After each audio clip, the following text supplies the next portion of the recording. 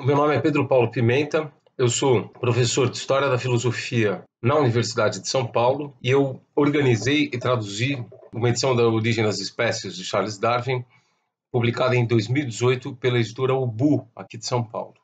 A editora me convidou para teve ideia de fazer esses posts ligando um pouco a origem das espécies com o fenômeno da epidemia, e é evidente, quer dizer, como eu sou filósofo e não biólogo, eu não vou falar disso que vocês devem estar acompanhando pelas redes sociais e pelos noticiários a respeito da epidemia enquanto um fenômeno que diz respeito à organização da nossa vida prática neste momento, né? O que nós devemos fazer para nos precaver, tudo isso que todos já sabem ou, se me permitem, deveriam saber. Nem todos no país, como nós vimos ontem, no dia 24 à noite, sabem de fato o que está acontecendo ou têm ciência da gravidade do que está acontecendo.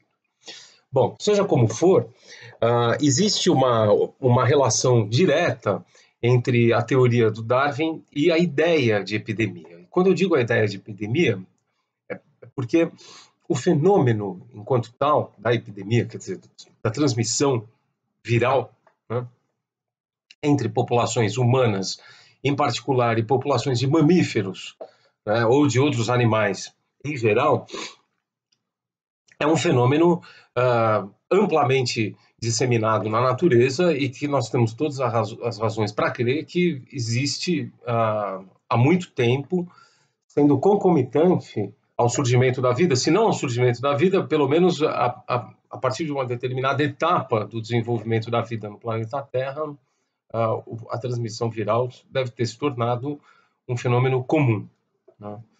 Portanto, sempre existiu, por assim dizer. E, no entanto, a ideia de epidemia ela é muito recente, não é?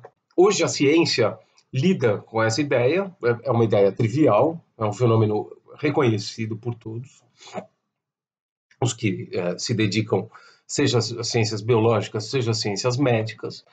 E, no entanto, no domínio do pensamento biológico, a ideia de epidemia ela surgiu apenas no século XIX, né? Final do século XVIII, começo do século XIX, e se firmou mesmo no final do século XIX, graças, em grande parte, à Revolução Darwiniana, né? Ora, por quê? Uma das características da teoria do Darwin, pelas quais ela se destaca de outras teorias precedentes ou rivais, é o fato de que o ser vivo é pensado na origem das espécies dentro de uma dinâmica populacional, né?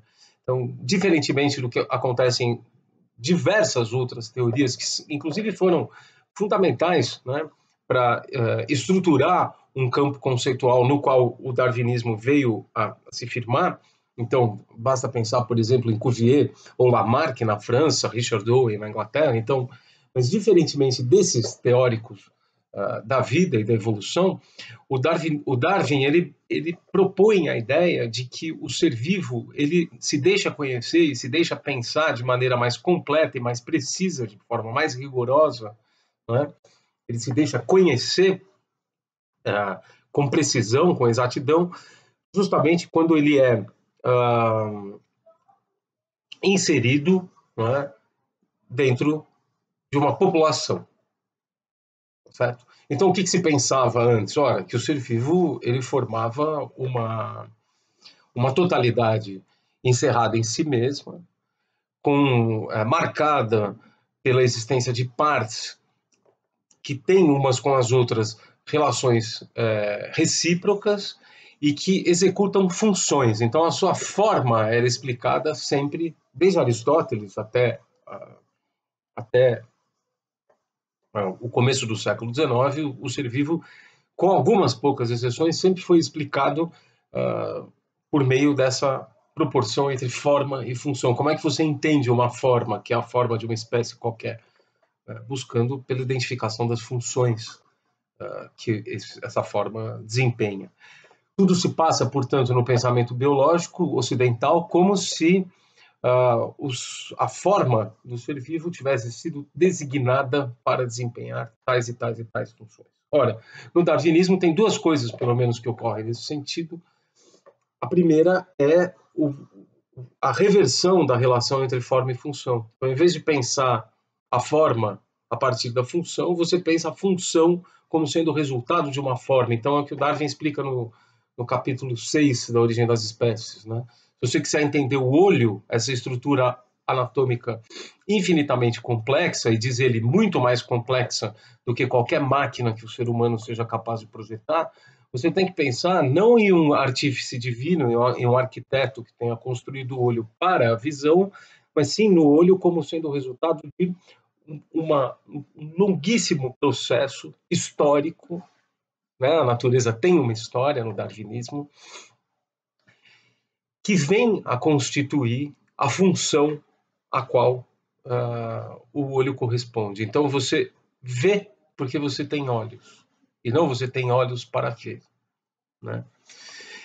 Isso é a primeira coisa. Então, a inversão da relação entre forma e função, e ao mesmo tempo que o Darwin faz isso, ele também joga, como eu disse, essa forma, né, como ela tem uma história, a história da forma ela não deve ser pensada como sendo de uma evolução isolada, mas sim de uma dinâmica na qual as formas elas interagem.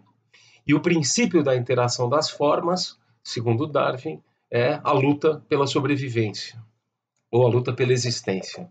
A luta pela existência ela é o resultado de uma desproporção entre a quantidade de recursos disponíveis ao sustento da vida no planeta Terra e a quantidade de seres vivos que se multiplicam de maneira cega. Portanto, você tem duas séries, a série da multiplicação dos seres vivos e a série da produção do sustento desses seres vivos.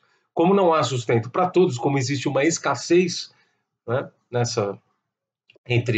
quando você põe essas duas séries em relação, o que acontece é que os mais bem adaptados à obtenção dos recursos sobrevivem enquanto os outros perecem. Essa sobrevivência, para quem lê o livro, deve ter ficado muito claro isso, porque o Darwin é muito claro, ele é muito preciso a esse respeito.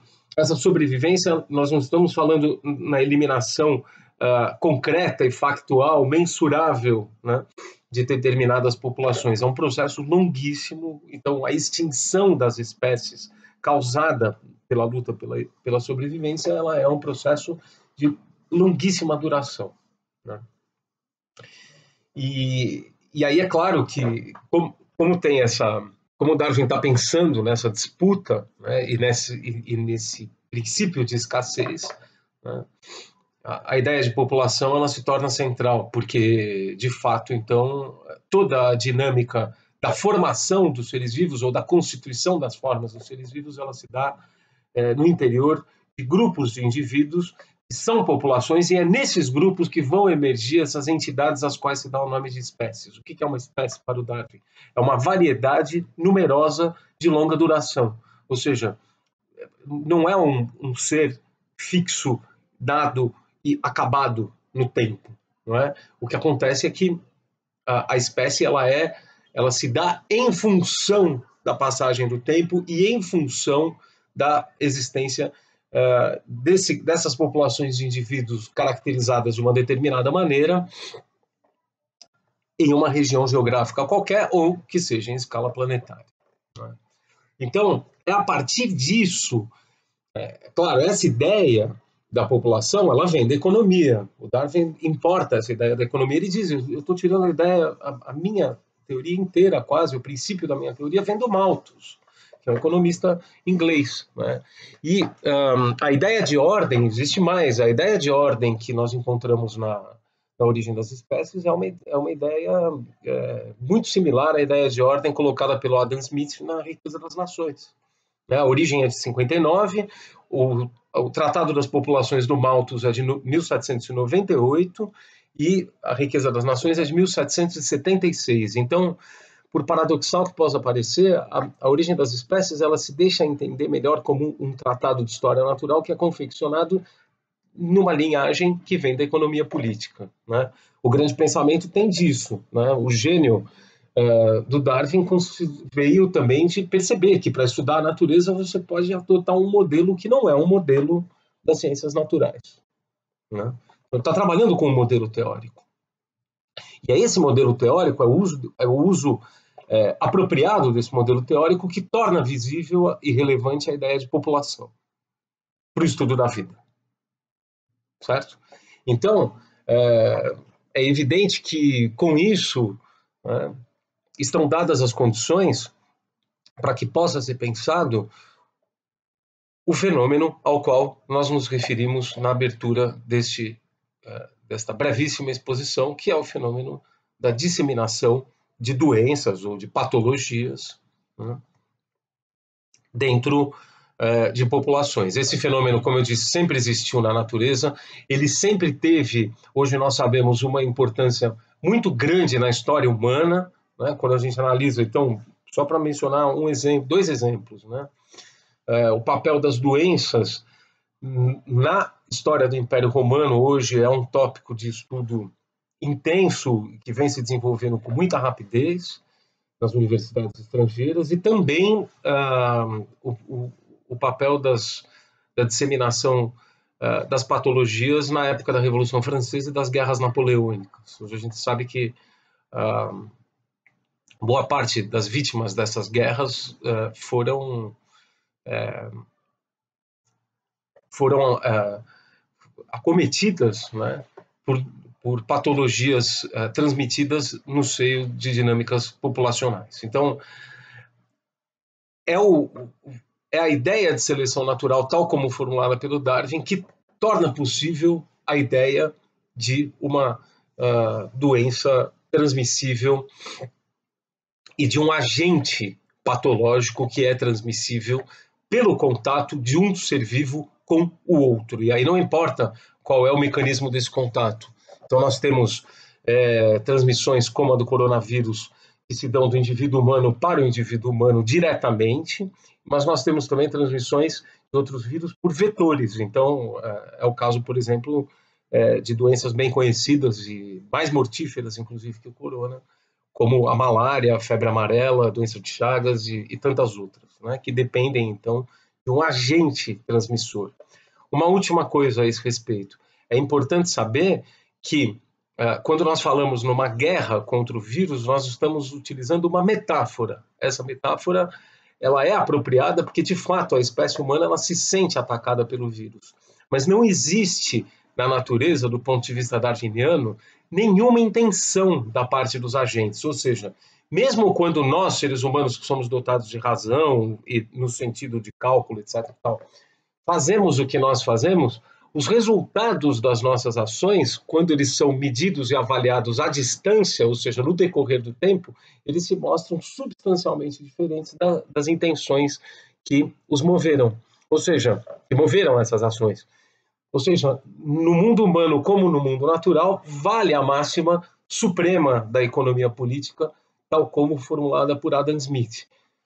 As minhas intenções produzem efeitos imediatos que eu avalio como sendo correspondentes a elas, e ao mesmo tempo se inserem num conjunto de outras milhares e milhões de interações que, tomadas em conjunto, vão produzir efeitos que só podem ser avaliados e mensurados com o passar do tempo retrospectivamente.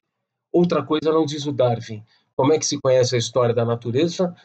Pelo registro fóssil. É o registro fóssil que nos dá a dinâmica da evolução. Nós só sabemos que nós estamos onde nós estamos, e a evolução não parou, a seleção natural ela continua acontecendo sem a nossa perspiciência, sem que nós possamos nos dar conta de todos os seus, de todas as suas atuações presentes, mas nós só sabemos então como nós chegamos no ponto em que nós chegamos olhando retrospectivamente. Nós não somos o resultado de um plano e, portanto, o coronavírus ele não está em guerra conosco.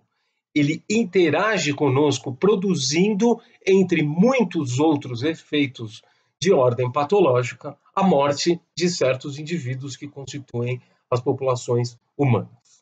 certo? Então, a ideia da guerra, ela vamos dizer assim, é uma guerra unilateral. Se o vírus tivesse consciência daquilo que ele está fazendo, ele diria, bom, mas a minha intenção não é atacar vocês, né?